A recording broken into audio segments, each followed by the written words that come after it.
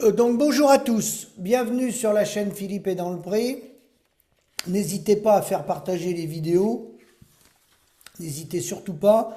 Donc quelques thèmes d'actualité, on m'a envoyé des mails pour répondre à l'actualité.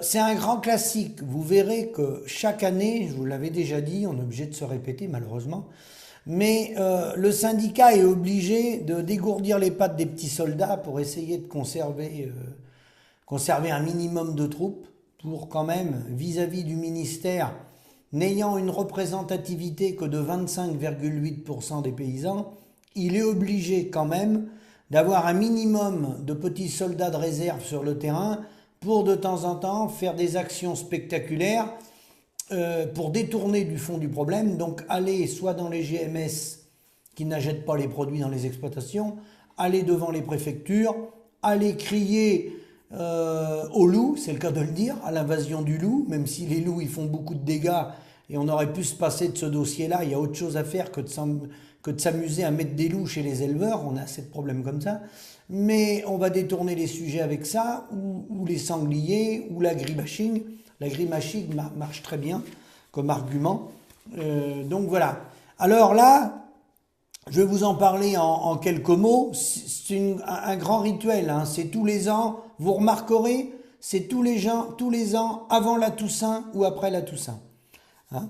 Donc l'agriculture, plusieurs fédérations départementales FDSEA durcissent le ton et appellent à se mobiliser. Voilà, il faut faire du bruit, on n'a pas le choix, prévient Jean-Guillaume Hannequin, son président, visiblement très remonté. Je vous prends quelques articles dans le désordre. La colère monte, les agriculteurs en face de cette montée en gamme, nous avons des charges qui explosent. Augmentation des charges qui explosent. Nous attendons dans un premier temps l'attente de nos pouvoirs publics et puis des mesures concrètes avec une meilleure rémunération. Une meilleure rémunération, c'est important ça. Philippe Clément, président FDSEA des Vosges. Ensuite, dans certains départements, ils ont retourné les panneaux de signalisation à l'entrée des communes, ils les ont mis à l'envers. Ils l'ont mis tout simplement « On marche sur la tête des agriculteurs à l'origine des panneaux retournés dans le Tarn ». Alors vous remarquerez qu'ils se plaignent des rémunérations. Et dans le même temps, vous allez voir que ça a une importance ce que je vous dis, quand ils communiquent les bénéfices agricoles, attention, un bénéfice agricole n'est pas un salaire. Ils font croire qu'il y a une amélioration dans un tas de filières, céréales ou élevage. Hein. Il y a beaucoup de céréaliers en grande difficulté depuis plusieurs années avec le climat qui est très volage, autant au printemps qu'à l'automne, et beaucoup de céréaliers dans les zones intermédiaires qui ont arrêté l'élevage et qui ont fait des céréales dans ces régions-là, se retrouvent dans de grandes difficultés car c'est très compliqué d'intervenir au printemps et à l'automne maintenant. Hein. Ça, c'est une réalité. Le climat a changé. Donc, pour répondre à ça, on sait par quoi on y répond. On y répond pas par du libre-échange, mais on y répond par des prix. Donc, on marche sur la tête. Donc, ils ont mis les panneaux à l'envers. Et alors, ce qui est intéressant, c'est derrière ces textes-là, j'ai gardé le dernier qui me paraît tout résumé, qui est fait par un responsable du syndicat, Christophe Rionneau, co-secrétaire général de la FDSEA du Tarn. Et là, il a tout résumé. Lundi, on nous dit qu'on est indispensable pour assurer la souveraineté alimentaire du pays. Mardi, on nous impose des règles supplémentaires, il parle du gouvernement là, qui limitent notre capacité de production. Donc, je pense qu'il est contre limiter la capacité de production. Il veut produire plus, lui. Mercredi, on nous dit qu'on est indispensable pour le maintien des paysages et la captation du carbone. Jeudi, on nous dit qu'on est à l'origine du réchauffement climatique. S'insurge donc Christophe Rionneau. Il n'y a aucune logique. Un double discours permanent du gouvernement. Il n'y a pas de cadre, pas de ligne directrice. Et cette situation dénoncée par le monde agricole n'est pas nouvelle. Depuis des années, on nous dit des choses et on nous impose l'inverse à grands coups de règles et de taxes, constate l'éleveur de viande bovine. Alors, je m'arrête là-dessus, parce que ce qui m'intéresse, c'est dans son texte, c'est le mot double discours. Pourquoi le mot double discours ? Parce que le mot double discours, c'est justement celui qui a trahi l'ensemble des paysans. C'est le double discours, pour ceux qui ne seraient pas au courant, je l'avais dit dans mes premières vidéos, lorsque j'ai démarré ma chaîne YouTube en 2020, il y a un discours communal, cantonal, départemental proféré par les responsables professionnels, et il y a un discours national et européen. Et ce discours national et européen, il consiste, comme je l'ai là dans ma main, à continuer la restructuration à marche forcée des paysans, au service de l'industrie, de l'agro-industrie, de l'industrie agroalimentaire.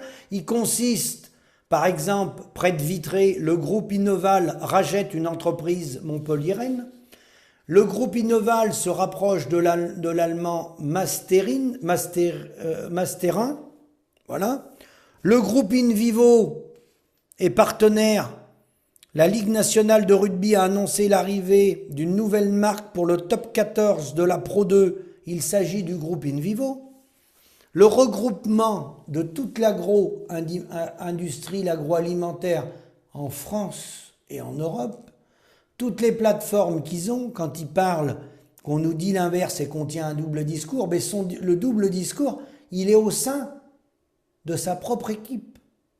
Puisque les animaux d'Amérique du Sud qui reviennent dans nos assiettes, ils sont nourris par une filiale du groupe Avril, qui est en train de racheter d'ailleurs un marchand d'aliments au Brésil. La sélection des porcs en Chine, c'est un outil français qui est installé là-bas. En Europe de l'Est, le groupe LDC est installé dans bon nombre de pays. Et ailleurs, ils sont installés dans le monde entier. Donc le double discours, alors certes, il est politique. Les politiques, bien sûr que les politiques y tiennent un double discours.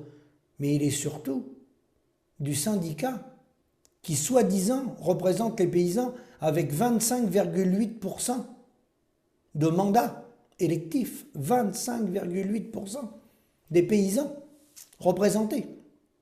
Et c'est lui qui, à travers son double discours, fait croire qu'il veut défendre les agriculteurs, mais dans les ministères et au niveau du COPA-COGECA, fait tout l'inverse. Pour preuve, l'origine de 2009 des grèves du lait, qui a signé avec l'agroalimentaire laitier le rachat du prix du lait à 28 centimes, si ce n'est Jean-Michel Lemétayer, qui était le représentant à l'époque. C'est bien lui qui a donné le feu vert. Et c'est tous les jours qu'on constate ça. Quand on voit dans la filière viande bovine, on peut reprendre les communiqués, on va tous les retrouver. Ils demandaient 20 centimes d'augmentation dans la viande bovine dans les années 2010-2000. Il manquait 1 euro du kilo déjà, à partir des années 90-95. Et eux, ils demandaient 20 centimes. Alors forcément, maintenant, idem en volaille, idem en lait. Alors forcément, maintenant, c'est plus 1 euro du kilo de carcasse qui manque. C'est plus de 2 euros, 2,50 €. Et dans le lait, c'est pareil. Remarquez bien, ils demandent 2-3 centimes. C'est pas 2-3 centimes qu'il faut. Maintenant, vous pouvez mettre un zéro au bout. D'accord ? Voilà pourquoi il y a le déménagement du territoire. C'est ce double discours. Et pourquoi ce double discours ? Il est facile à expliquer. C'est des gens qui, pour la plupart, étaient agriculteurs. Ils sont passés politiciens, responsables professionnels avec de multiples mandats. Vous irez voir le président actuel d'InVivo. Avant, c'était Philippe Mangin, qui avait plus d'une dizaine de mandats. Maintenant, c'est monsieur Callot de Vendée, qui est pareil, qui est dirigeant de plusieurs entreprises. Vous irez voir. Donc, ce ne sont plus des agriculteurs, ce sont des professionnels de la politique qui représentent non pas les agriculteurs, mais l'agro-industrie et l'agroalimentaire, qui a pour mission de concentrer les outils agro-industriels en Europe. Donc de les concentrer, de faire des forces de frappe pour aller sur les marchés mondiaux. Donc vous pensez bien que l'associé coopérateur, le paysan de base, le petit soldat qui est sur le terrain, mais c'est même moins qu'un numéro. C'est un tout petit numéro sur un grand calendrier. Voilà ce qu'est devenu le paysan. Il a tout perdu. Il a perdu la gestion des volumes, la gestion des vides sanitaires, les importations, les exportations. Il maîtrise rien, ni sa facture, ni rien. C'est des contrats léonins de volume sans prix. Donc le double discours, il est là. Faut pas aller le chercher ailleurs, il est là. Donc aller manifester pour se faire trahir par ses représentants qui sont à la Commission européenne via le COPA-COGECA, qui sont dans les ministères, queue et chemise avec le gouvernement, car subventionnés par le gouvernement entre 12 et 13 millions d'euros par an, et subventionnés par les cotisations volontaires obligatoires, plus les nombreux partenariats avec l'ensemble des filières économiques de ce pays, Total Énergie, le groupe Engie, les projets photovoltaïques, agrivoltaïsme. Il est là le problème agricole, il n'est pas ailleurs. Le double discours, il est là les gars. Demandez à vos responsables professionnels qui vous signent un papier par lequel ils sont contre les importations, qui vous le signent. C'est eux-mêmes qui sont pour. C'est eux-mêmes qui s'installent à l'étranger et qui renvoient les produits. Les produits viennent de nos entreprises agroalimentaires, pour une partie, pas la totalité, on est d'accord.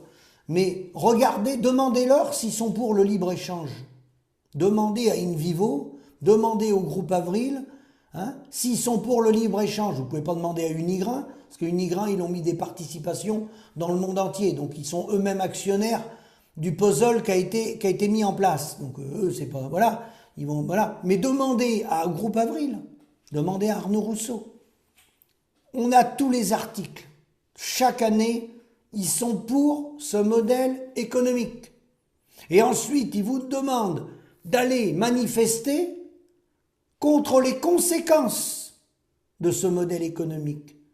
C'est eux qui organisent les causes, c'est eux qui écrivent les textes, c'est eux qui chérissent les causes, c'est eux qui, avec les gouvernements successifs et l'Europe, mettent en place cette stratégie agricole, et après ils vous envoient avec les tracteurs pour en combattre les conséquences.